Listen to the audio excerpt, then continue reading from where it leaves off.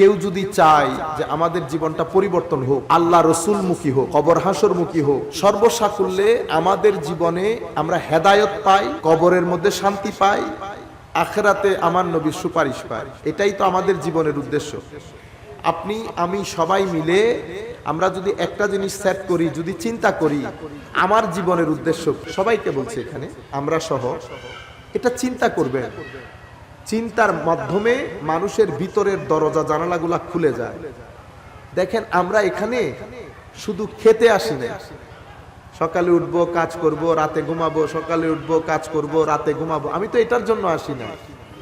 আমার কিন্তু আরেকটা বড় কাজ আছে, বুঝতে পেরেছেন? পৃথিবীর সকল প্রাণী, কোন পিঁপড়াকে কখনো এক জায়গায় বসে থাকতে দেখছেন? কোন পিঁপড়া আপনাকে সময় দেওয়ার সময় নেই, দেখতে না হাঁটতেছে আর হাঁটতেছে, হাঁটতেছে আর হাঁটতেছে। পৃথিবীর সমস্ত প্রাণী, পৃথিবীর সমস্ত প্রাণী যার যার কাজ করছে। আমাকেও আল্লাহ বানিয়েছেন, আমার একটা উদ্দেশ্য আছে না? আমাদের মধ্যে আমরা কি কেউ কখনো আমার উদ্দেশ্যটা নিয়ে চিন্তা করেছি? করি নাই। এগুলা নিয়ে চিন্তা করবেন। কেন? এগুলা নিয়ে চিন্তা করলে ভিতরের দরজা জানালা খুলে। ভিতরের দরজা জানালা খোলার দরকার কি? আপনি যদি শান্তির সাথে পৃথিবীতে থাকতে চান, দরজা জানালাগুলা খুলতে হবে, নতুবা বন্ধ থাকলে, ঘর বন্ধ থাকতে থাকতে 2-4 দিন পরে ঘরে গন্ধ হয়ে যায় না?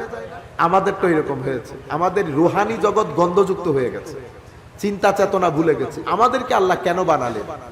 একটা তো ইবাদত, আপনারা জানেন ইবাদতের জন্য বানিয়েছে। আরেকটা মূল উদ্দেশ্য হচ্ছে তাসকিয়া। কি জন্য বানিয়েছে? তাসকিয়া। আল্লাহ বলছেন কামা আরসালনা ফীকুম রাসূলাম মিনকুম, এটা একটা আয়াত। ওয়াল্লাযী বাআসা ফিল উম্মিয়িনা রাসূলা, এটা একটা আয়াত। এই আয়াতগুলোর মধ্যে আমার নবীকে আল্লাহ বলছেন, আমাদেরকে উদ্দেশ্য করে, নবীগুলা পাঠিয়েছি তোমার কাছে, যেভাবে মুহাম্মদ রাসূলুল্লাহ সাল্লাল্লাহু আলাইহি ওয়াসাল্লামকে আল্লাহ পাঠিয়েছেন। কেন পাঠালেন? আমার নবীকে পাঠানোর মূল কারণ হচ্ছে আমরা যেন নিজেদের ভিতরের জগৎকে পবিত্র করতে পারি। আচ্ছা, পবিত্রতা কেন দরকার? মনে রাখবেন, পবিত্রতা শুধু ওযু দিয়ে মুখ ধোয়ার পবিত্রতা না। আমাদের পবিত্রতা একটা, ওলিদের পবিত্রতা আরেকটা। তো আমি ওলির দরবারে আসছি সেই পবিত্রতা শেখানোর জন্য, শুধুমাত্র আমি আমার এই বাহ্যিক রংডং পরিবর্তন করার জন্য না। বুঝতে পেরেছেন? তাইলে আমি শিখাই ওযুর পবিত্রতা, আল্লাহর ওলিরা শিখাই তওবার পবিত্রতা। তওবার পবিত্রতা কেন দরকার হয়? মনে রাখবেন, আমাদের জীবন পরিবর্তনের পেছনে মূল ভূমিকা পালন করে সঙ্গ। কি সঙ্গ? সঙ্গ মানে বুঝেছেন? সুহবত। আপনি যার সুহবতে আছেন, তার সুহবত আপনার উপর একটা প্রভাব বিস্তার করে। সাদা কাপড়ে যখন আপনি বাজারে যান, বাজার থেকে আবার যখন ফেরত আসেন, কাপড়টা ময়লা হয়ে যায় না? আপনি যখন বাইরে গেছেন এবং ভিতরে আসছেন, ময়লাগুলা কিন্তু আপনি দেখেন নাই, আপনার চোখে পড়ে নাই, কিন্তু আপনি যখন ঘরে আসতেন দেখছেন শার্ট ময়লা হয়ে গেছে।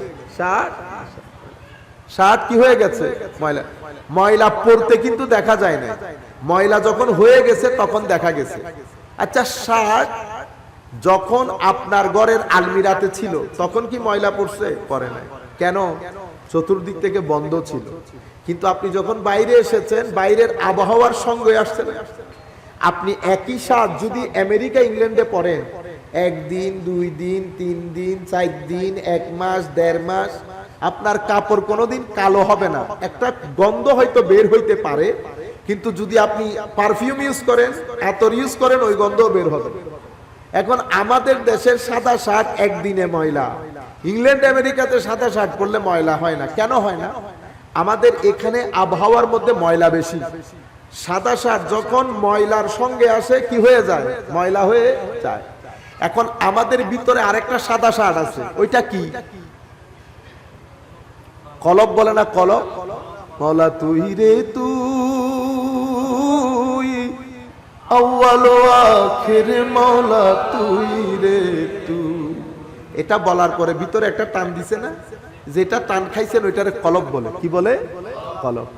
কলবের ভিতরে আরো একটা জিনিস আছে, ওইটা কি? রূহ। আপনারা চিন্তা করতেছেন আম আছে না? আম। আচ্ছা, আমও বাদ দেন, বড়ই আছে না? বড়ই।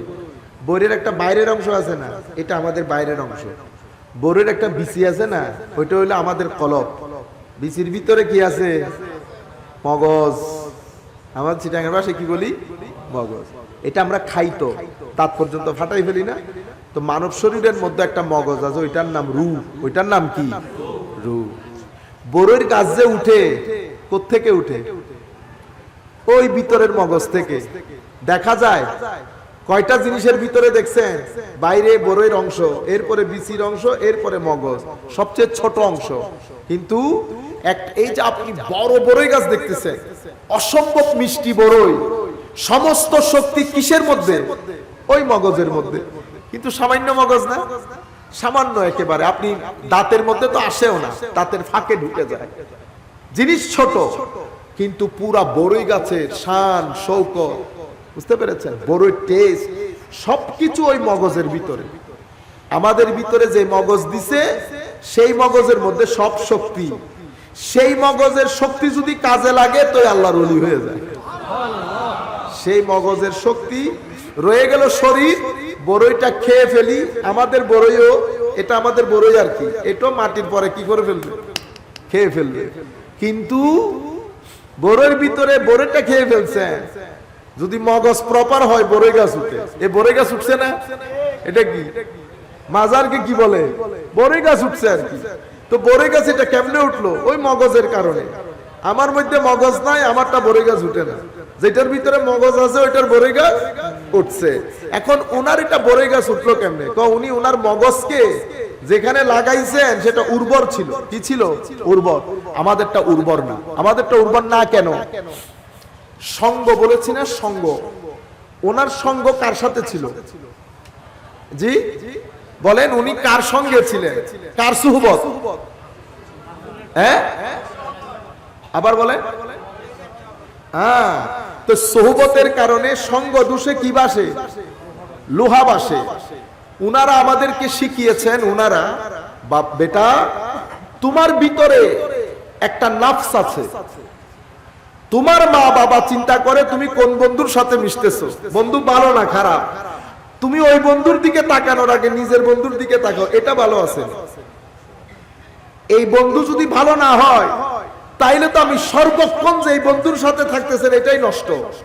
হুজুর গৌসুল আজম আব্দুল কাদের জিলানী রাদিয়াল্লাহু আনহু ইমাম রোজবারি রাদিয়াল্লাহু তাআলা আনহু থেকে একটা কৌল নকল করে, এটা গুনিয়াতুত তালিবিন মধ্যে বর্ণনা করেছেন। সেটা কি?